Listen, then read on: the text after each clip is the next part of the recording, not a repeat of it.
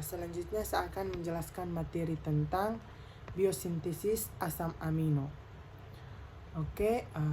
Asam amino itu sendiri adalah sembarang senyawa organik yang memiliki gugus fungsional karboksilat itu dalam kurung min COOH tutup kurung dan aminanya biasanya itu min NH2.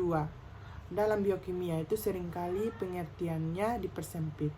Keduanya terikat pada satu atom karbon C yang sama atau sering disebut atom C alfa. Semua asam amino memiliki gugusan karboksil yang menyebabkan molekul ini disebut sebagai asam. Asam amino ini secara umum dikelompokkan menjadi 3, yaitu ada asam amino esensial, asam amino non esensial, dan asam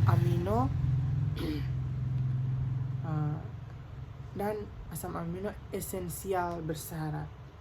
Asam amino esensial adalah asam amino yang tidak bisa diproduksi sendiri oleh tubuh sehingga harus didapat dari konsumsi makanan. Sedangkan asam amino non esensial itu adalah asam amino yang dapat diproduksi oleh tubuh sehingga prioritas konsumsinya lebih rendah. Sedangkan asam amino esensial bersyarat adalah kelompok asam amino non esensial dapat diproduksi tubuh namun dalam intensitas rendah sehingga kebutuhan yang banyak perlu dibarengi dengan asupan asam amino dari luar. Kita masuk pada biosintesis asam amino. Biosintesis asam amino itu merupakan produksi molekul organik dengan menggunakan energi dalam jalur metabolisme. Biosintesis berguna dalam memproduksi molekul-molekul yang bermanfaat untuk kehidupan sel tubuh.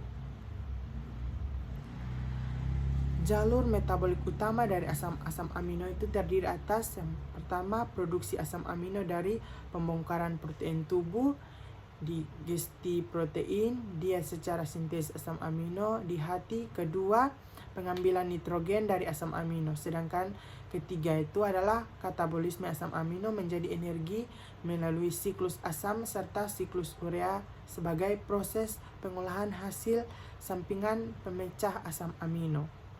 Yang keempat itu adalah sintesis protein dari asam amino.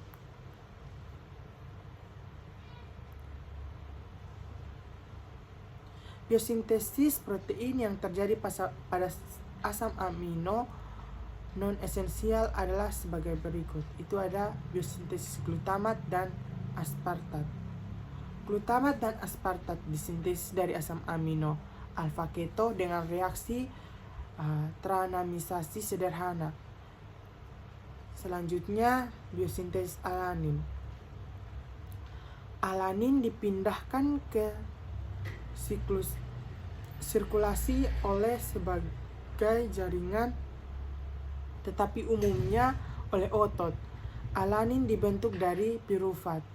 Hati mengkumulasi alanin plasma kebalikan transminasi yang terjadi di otot dan secara proporsional meningkatkan produksi urea. Yang ketiga, biosintesis tirosin. Biosintesis tirosin diproduksi di dalam sel dengan hidrokilasi fenilanin. Setelah dari fenilanin dibutuhkan untuk memproduksi tirosin. Jika diet kita kaya tirosin, hal ini akan mengurangi kebutuhan fenilanin sampai dengan 50%. Yang keempat itu biosintesis ornitin dan prolin. Yang kelima biosintesis sintein. Yang keenam biosintesis serin. Yang ketujuh biosintesis glisin. Yang kedelapan biosintesis aspartat, aspargarin, glutamat, dan glutamin. Selanjutnya manfaat biosintesis asam amino.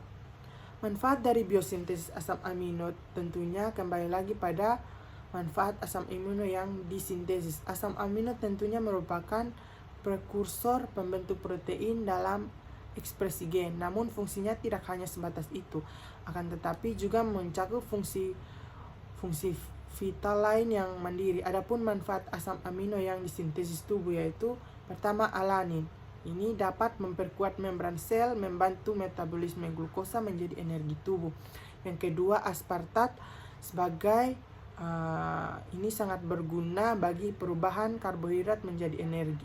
Perubahan karbohidrat menjadi energi dalam sel. Aspartat juga berfungsi melindungi hati dengan mengeluarkan amonia berlebih dalam tubuh. Fungsi lain aspartat yaitu membantu sel dalam membentuk RNA dan DNA. Yang ketiga, glutamat merupakan bahan bakar utama sel otak bersama glukosa serta mengurangi ketergantungan alkoholik dan menstabilkan mental. Yang keempat, glisin. Glisin ini bermanfaat dalam meningkatkan energi dan penggunaan oksigen dalam sel. Glisin juga penting dalam kesehatan persarafan dan kelenjar prostat yang mencegah epilepsi dan depresi. Yang kelima, prolin. Prolin ini berguna sebagai bahan dasar glutamat. Prolin bersama lisin dan vitamin C membentuk jaringan kolagen. Yang keenam, serin. Di serin ini membantu dalam pembentukan lemak pelindung serabut saraf. Serin juga penting dalam metabolisme lemak dan asam lemak, pertumbuhan otot dan sistem imun. Yang ketujuh, tirosin. Pada tirosin, dia ini berfungsi untuk memperlambat penuaan dan menekan pusat lapar pada hipotalamus. Tirosin juga bertanggung jawab atas produksi melanin, fungsi kelenjar adrenal dan tiroid dan pituitari. Yang kedelapan, ornitin. Dalam ornitin ini fungsinya membantu pelepasan hormon pertumbuhan yang metabolisir lemak tubuh berlebihan jika digabung bersama arginin dan karnitin. Ornitin juga berperan dalam detoksifikasi amonia dan proses penyembuhan. Yang kesembilan, sintesis. Sintesis ini berfungsi sebagai bahan dasar glutathione yang merupakan antioksidan terbaik. Sintein melindungi sel dari zat-zat berbahaya dan radiasi.